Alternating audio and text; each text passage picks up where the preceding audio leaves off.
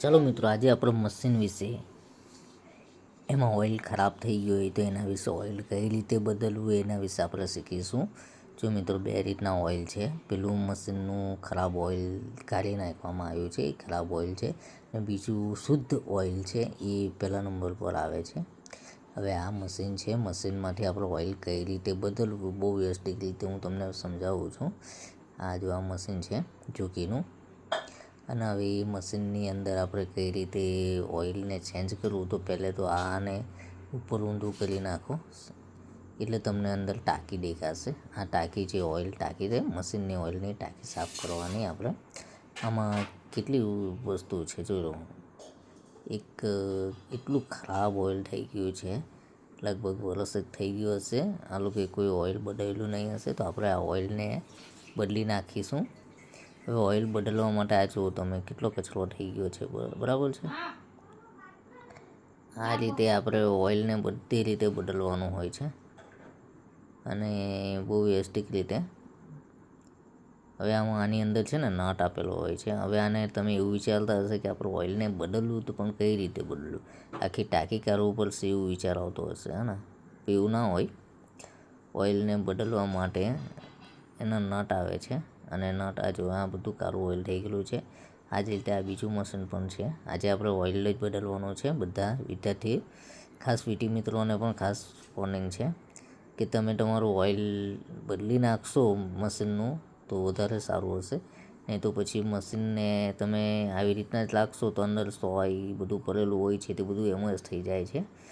એ પછી બહુ જ નુકસાન કરે છે, કેમ કે આપણે આમાં રોજ ઓઇલ નથી કરતા. એટલે ઓઇલને બહાર કાઢી નાખીએ. પહેલું તો જો આ ઓઇલ છે, હવે ઓઇલને બહાર કઈ રીતે કાઢવું, પહેલે ઓઇલને આપણે બહાર કાઢી નાખીએ એટલે આપણને ખબર પડશે કે પછી શું કરવાનું છે એમ.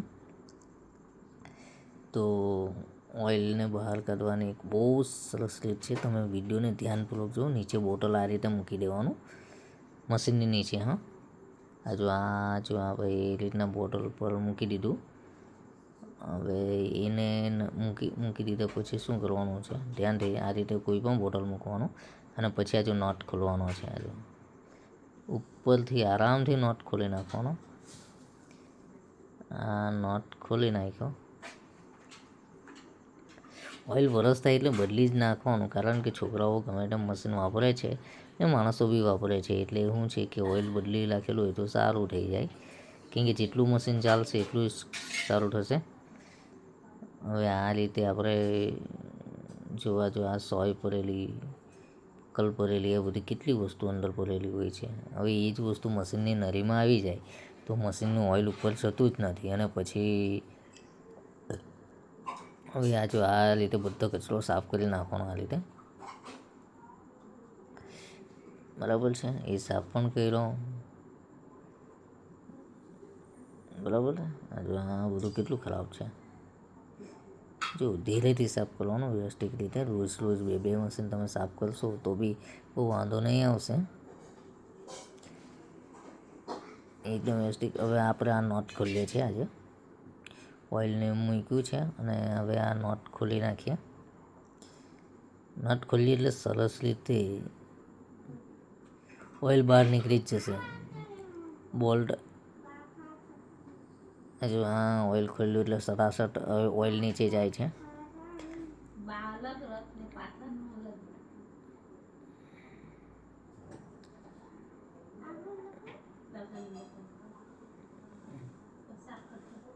બોલ્ટ ખોલી નાખ્યો એટલે ઓઇલ બહુ સરસ રીતે બહાર નીકળી ગયું. આ જો આખું અડધું બોટલ ભરાયું છે.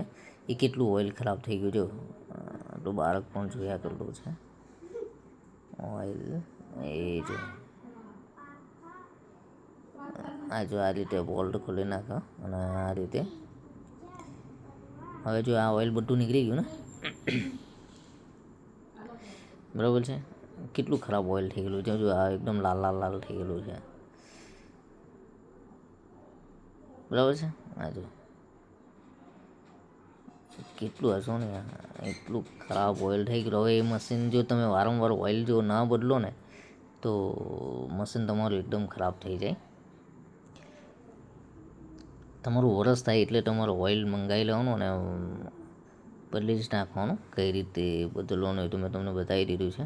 ટાંકી સાફ કરી નાખો. આ જો આ બધી અંદર શું કહેલું ઢાંકણીને બધું ભરેલું હોય છે. કાપડ બી શું આ એટલું કેટલું ખરાબ છે.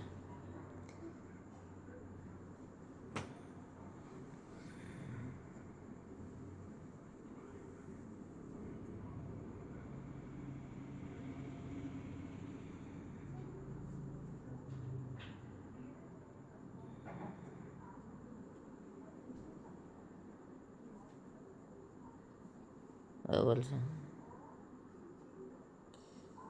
આ જો ચોખ્ખી ટાંકી કરી નાખી. બસ આ રીતે સાફ કરી નાખો.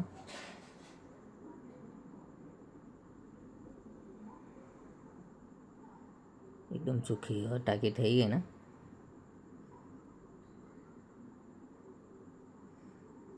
તમને એવું લાગતું હશે પણ ઓઇલ જો સાફ નહીં કરીએ ને, ઓઇલ ટાંકી સાફ ના કરીએ ને, તો એ બધું નળીમાંથી અંદર જતું રહે અને મશીનને બ્લોક થઈ જવાનું રહે છે અને પછી મશીન ફરતું જ નથી.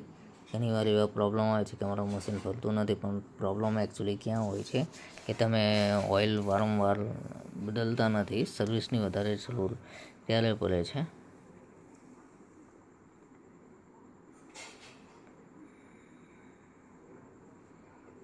વ્યવસ્થિત રીતે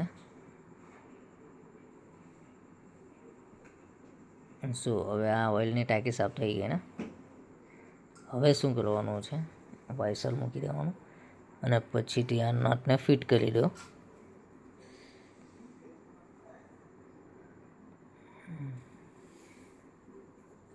નટનું ફિટિંગ કરો.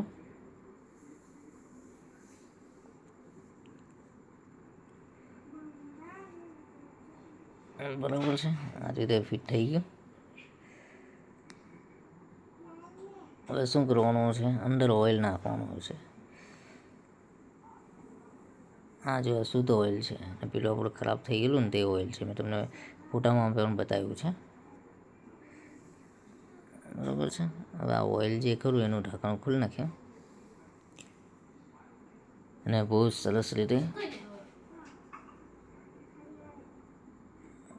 ઓઇલને બદલી નાખી. હવે જો આ રીતે ઓઇલને અંદર લઈ લીધો. જો કેટલું સફેદ, પેલું ઓઇલ કેવું હતું, એકદમ ખરાબ ઓઇલ હતું. હવે એ ઓઇલ કાઢ્યું પછી હવે એ ઓઇલને આટલું એકદમ પાણી જેવું ઓઇલ દેખાય છે. કોઈને પણ એમ બતાવશો ને તો તમને એવું લાગશે કે એકદમ પાણી જેવું જ છે ઓઇલ. પણ આને પાણી નથી પણ ઓઇલ છે, પણ પ્યોર ઓઇલ. જે હાઈ સ્પીડના મશીનમાં જ આ ઓઇલનો ઉપયોગ કરવા જોઈએ. લોકલ હોય તે ઓઇલ વાપરવું નહીં. સ્પેશિયલ હાઈ સ્પીડ મશીનનું ઓઇલ એમ જ કહેવાનું. એટલે એ તમને દુકાનવાળા પણ આપી દે છે, જ્યાં ખાસ કરીને છે. મિત્રો, મારા વિડીયોને સબસ્ક્રાઈબ અને લાઈક કરજો. મારું ચેનલ છે.